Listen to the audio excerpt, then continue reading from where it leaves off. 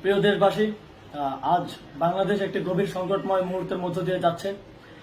এখন পর্যন্ত আমাদের প্রাপ্ত খবর অনুযায়ী আওয়ামী লীগ, ছাত্রলীগ, যুবলীগের সন্ত্রাসীরা গুলি করে কুপিয়ে প্রায় 30-এর অধিক শিক্ষার ছাত্র জনতাকে হত্যা করেছে এবং দিন শেষ হতে হতে এই সংখ্যাটা কোথায় গিয়ে দাঁড়ায় আমরা জানি না। এরই প্রেক্ষিতে আমরা একটি সিদ্ধান্ত নিয়েছি। আমাদের একটি জরুরি সিদ্ধান্ত মোতাবেক আমাদের যে 6 তারিখের যে লং মার্চ টু ঢাকা কর্মসূচি ছিল সেটিকে আমরা একদিন এগিয়ে নিয়ে এসেছি। অর্থাৎ আগামীকাল 5ই অগস্ট সারা দেশের মুক্তিকামী জনতাকে ঢাকার উদ্দেশ্যে রওনা হওয়ার জন্য আমরা আহ্বান জানাচ্ছি। যারা পারবেন, যাদের পক্ষে সম্ভব হবে, আজ রাতেই আপনারা ঢাকার উদ্দেশ্যে রওনা হয়ে যান। আমরা আগামীকাল সারা দেশের মুক্তিকামী জনতাকে ঢাকায় আসার আহ্বান জানাচ্ছি। বিশেষ করে ঢাকার আশেপাশে যে জেলাগুলো আছে, আপনারা দায়িত্ব নিয়ে মসজিদের মাইকে ঘোষণা দিয়ে যাদেরকে পাবেন সবাইকে নিয়ে ঢাকার উদ্দেশ্যে রওনা হন। এই লড়াই আমাদের জন্য একটি চূড়ান্ত লড়াই। আমরা চূড়ান্ত ঘোষণার জন্য প্রস্তুত। আমরা গণভবনের দিকে যাত্রার জন্য প্রস্তুত এবং সেই উদ্দেশ্যেই আপনারা সবাই ঢাকা আসুন। আমরা আপনাদের সবাইকে নিয়ে আমাদের চূড়ান্ত দাবি আদায়ে এগিয়ে যাব। আমি জানি না সমন্বয়করা আজকে রাতে বেঁচে থাকতে পারবে কিনা, কিন্তু আপনাদের উপর আমরা এই দায়িত্ব দিচ্ছি।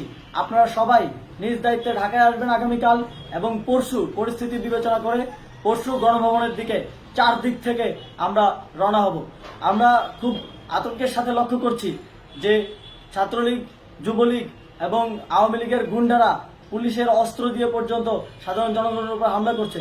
কিন্তু একটি সুখের খবর হচ্ছে, সারা দেশের বিভিন্ন স্থানে সেনাবাহিনী ছাত্র জনতার পক্ষে দাঁড়িয়েছে। আবার কিছু কিছু জায়গায় যেমন মিরপুর ও মোহাম্মদপুরে সেনাবাহিনী ছাত্র জনতার বিপক্ষে দাঁড়িয়ে গুলি চালাচ্ছে। আমরা সেনাবাহিনীর প্রতি আহ্বান জানাতে চাই, আপনারা এদেশের নাগরিক এবং আপনারা এদেশের নিরাপত্তার দায়িত্বে আছেন, এদেশের জনগণের যানবাহনের নিরাপত্তার দায়িত্বে আছেন। আপনারা দেশের পক্ষে এবং দেশের জনগণের জন্য কাজ করবেন। কোনো খুনি সরকারের জন্য, কোনো খুনি রাজনৈতিক দলের জন্য কাজ করবেন না। এটি এদেশের জনগণ আপনাদের থেকে প্রত্যাশা করে। আমাদের এই আন্দোলনে সম্পূর্ণ সমর্থন দিয়ে হয় নিরপেক্ষ থাকুন, অথবা এই খুনি বাহিনীকে, সরকারের খুনি বাহিনীকে প্রতিহত করুন, তাদেরকে যথাযথ শাস্তির আওতায় নিয়ে আসুন। যেই কারফিউ সরকারের পক্ষ থেকে ঘোষণা করা হয়েছে, আমরা স্পষ্টভাবে বলতে চাই, সেনাবাহিনী এই ধরনের কোনো কারফিউ বাস্তবায়নের জন্য মাঠে না নামে। যদি মাঠে নামে তাহলে সেনাবাহিনী স্পষ্টভাবে অফিসিয়ালি জনতার বিরুদ্ধে দাঁড়াবে। আমরা চাই না সরকারের এই ষড়যন্ত্রে সেনাবাহিনী পা দিক। সেনাবাহিনীকে জনতার বিরুদ্ধে দাঁড়ানোর যে ষড়যন্ত্র সরকার রচনা করছে সেটিতে সেনাবাহিনী পা দিবে না, এই বিশ্বাস আমরা রাখতে চাই। আওয়ামী লীগ আজ সারা দেশে তাদের খুনি বাহিনীকে নামিয়ে দিয়েও ছাত্র জনতার প্রতিরোধের মুখে টিকতে পারেনি। রাজপথের পরাজিত শক্তি হিসেবে তারা সেনাবাহিনী সহ অন্যান্য বাহিনীকে আমাদের বিরুদ্ধে কাজে লাগানোর চেষ্টা করছে।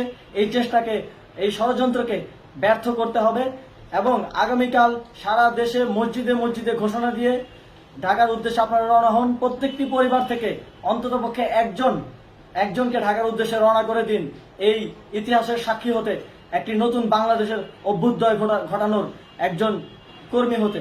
ধন্যবাদ সকলকে।